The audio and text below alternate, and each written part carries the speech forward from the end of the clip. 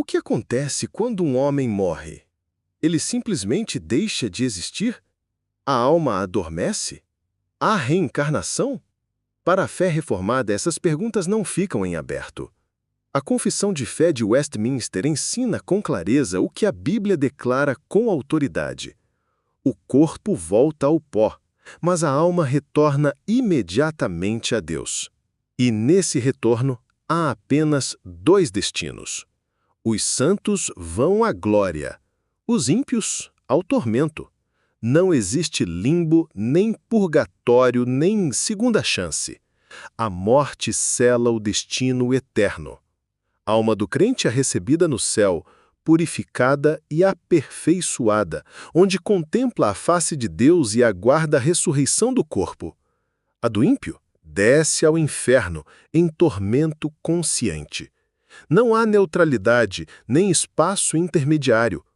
Lucas 16 mostra o homem rico em agonia logo após a morte. Cristo disse ao ladrão: "Hoje estarás comigo no paraíso." Paulo afirma: partir é estar com Cristo. Contra isso, o Adventismo ensina o sono da alma, como se os salvos e os perdidos ficassem inconscientes até a ressurreição. Mas essa doutrina ignora textos claros, distorce a esperança cristã e reduz a morte a uma pausa, não a um juízo. A alma não dorme, ela é julgada. E o destino eterno começa imediatamente. A cultura moderna ridiculariza essa doutrina. Fala do céu como fantasia reconfortante, do inferno como invenção medieval, mas o que está por trás disso é o ódio à soberania de Deus. O secularismo prefere a morte como fim absoluto. O humanismo deseja um mundo onde a justiça final nunca chega. E por isso prega que viver bem é recompensa suficiente e que não há tribunal eterno. Mas sem céu e inferno não há justiça última.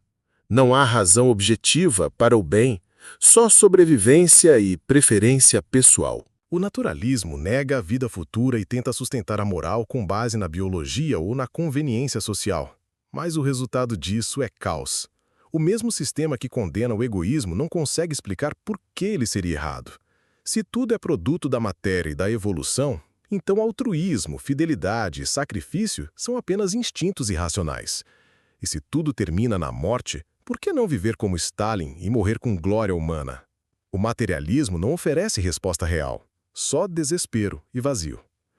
A fé cristã não apenas proclama a vida eterna, ela explica por que ela existe. O corpo morre e apodrece, mas a alma continua, porque foi criada por Deus como imortal. Ela não dorme, ela não se dissolve, ela aparece diante do Criador. O crente entra em descanso, o ímpio em condenação. A alma não reencarna, não se perde na energia do universo, não volta à natureza. Ela permanece viva, consciente e separada, aguardando a reunificação com o corpo na ressurreição final. A Escritura ensina que no último dia os mortos ressuscitarão. Todos, não apenas os justos. O corpo será refeito. Os vivos serão transformados.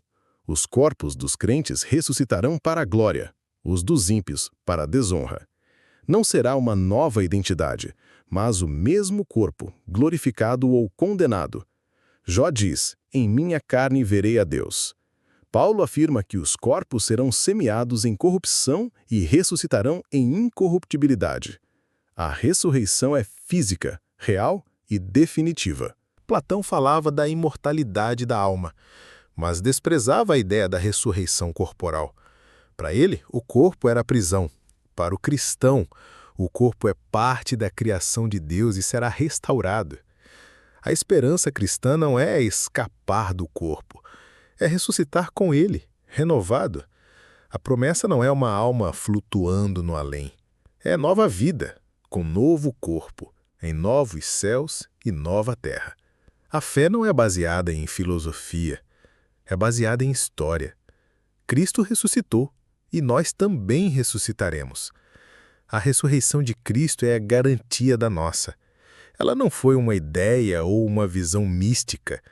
Foi um fato histórico com testemunhas, registros e evidência. Negá-la exige negar também a lógica da historiografia que sustenta tudo o que sabemos da antiguidade. Os mesmos critérios que atestam a existência de Alexandre César provam a ressurreição de Jesus. E se ele ressuscitou, então todo ser humano será levantado no fim, para enfrentar o juiz dos vivos e dos mortos. O crente ressuscitará para a vida. Seu corpo será semelhante ao de Cristo glorificado. Não haverá mais dor, nem morte, nem pecado. Haverá comunhão perfeita, santidade plena e alegria eterna. O ímpio ressuscitará para vergonha e tormento. Corpo e alma reunidos para a condenação eterna. O inferno não será somente espiritual. Será físico, consciente e interminável. Porque o desprezo a Deus é eterno e a justiça divina é absoluta. Cada um colherá exatamente conforme semeou. A ideia de que isso é cruel revela a lógica invertida do mundo caído. O homem peca, blasfema e ignora o Criador. E quando Deus julga, ele se ofende. Mas o inferno é a resposta justa a uma rebelião real. É o fim lógico de uma vida sem Deus. E o céu é a recompensa da graça, não do mérito. Os crentes entram porque Cristo entrou por eles, e os perdidos perecem porque rejeitaram a única esperança. A justiça final é inevitável, e a eternidade é inescapável. Dizer que isso é egoísmo é uma confissão de desespero. Os secularistas não têm resposta para o mal, nem base para a moral, nem esperança depois da morte. Criticam o céu, mas não têm alternativa. Negam o inferno, mas convivem com o vazio. E quando tudo falha, só lhes resta o sarcasmo e o niilismo. Mas o crente olha além do túmulo, não por orgulho, mas por promessa. Não por sonho, mas por fé na ressurreição do Cordeiro que venceu a morte. Clarke observa que muitos humanistas acabam confessando em momentos de honestidade que gostariam que a vida eterna fosse real, e isso mostra o vazio em que vivem. Eles zombam da fé, mas secretamente desejam que ela seja verdadeira, porque só a fé cristã dá sentido à vida, à dor, à justiça, à morte e à eternidade. Só a fé cristã responde à grande pergunta: e depois? Só a ressurreição de Cristo dá a garantia de que a morte não é o fim, mas a porta para o juízo e para a glória. Muitos zombam do céu e negam o inferno, mas nenhum deles escapará do tribunal de Deus. A morte não é o fim, é o início da eternidade. O corpo voltará ao pó, mas a alma voltará a Deus. E no último dia, todos ressuscitarão. Os que creram, para a vida eterna.